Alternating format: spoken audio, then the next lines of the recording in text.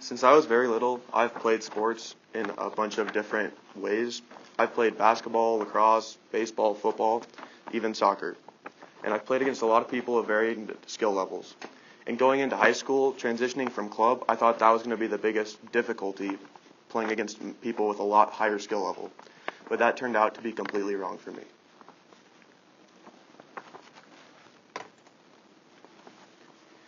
When I started this TED Talk, I wanted to find the question, what does athletics have to do with learning and how can it affect the brain?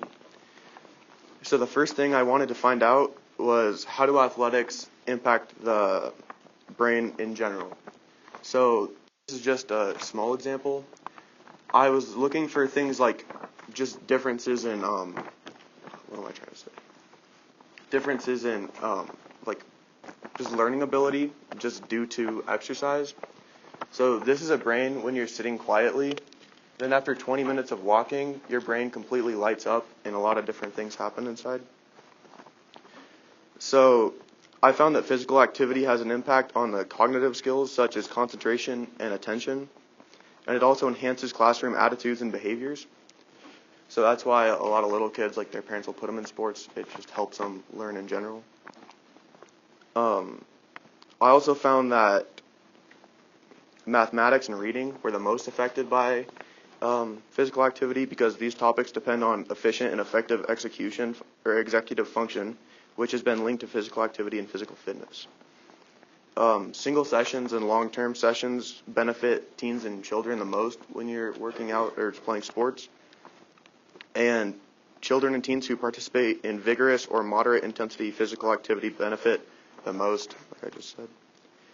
And participating in team sports has also been proven to help communication and group skills, which is a very big thing, not just in school, but later in life. So those are all pretty good things, but I knew there had to be some drawbacks, and there definitely were. Loaded schedules, time management demands, interactions with coaches and other teammates, and even players from opposing teams, school assignments and GPA requirements, and the overall pressure to perform up to expectations of their team are very demanding on student athletes. One of the effects of student athletes can face burnout, which is where there's too much going on and you can't take it, and it's just like a really bad anxiety attack over a long period of time, basically. And this stress can't just affect their classroom ability in sports, it can affect other aspects of their life, like their communication with friends and family. And it's not guaranteed that these things are going to happen to you, but it's pretty likely if you overwhelm yourself. But even with all these problems, it's not all negatives. A lot of people use sports as a people use sports for stress relief, and more times than not, it helps them more than it hurts them. But the problems with athletics in school aren't just mental. There's also a very bad physical problem. Injuries, especially ones to the head, can severely impact a student's ability in the classroom. It seems the biggest culprit for affecting students is concussions.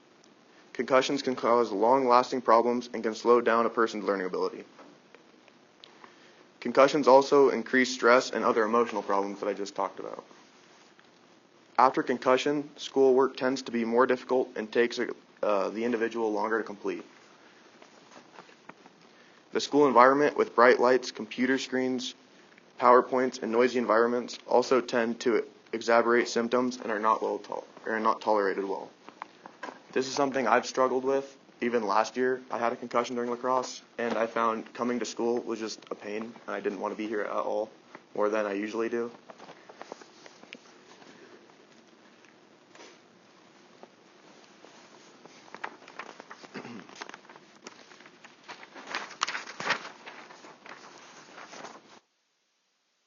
Image. This is Teddy Bridgewater. He's well known for getting injuries, but this was his first major one.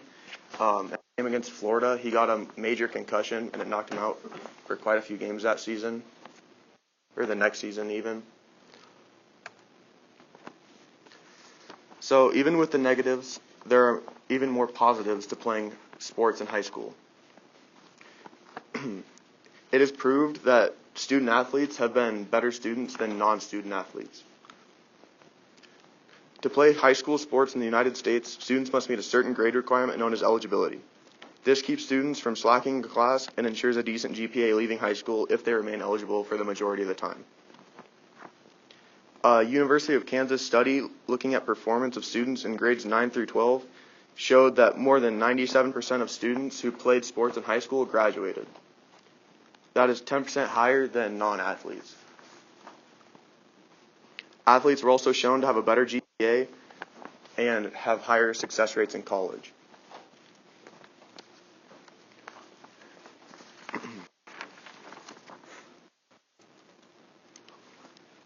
So there is no denying that sports play a major role in the lives of the participants and even their parents.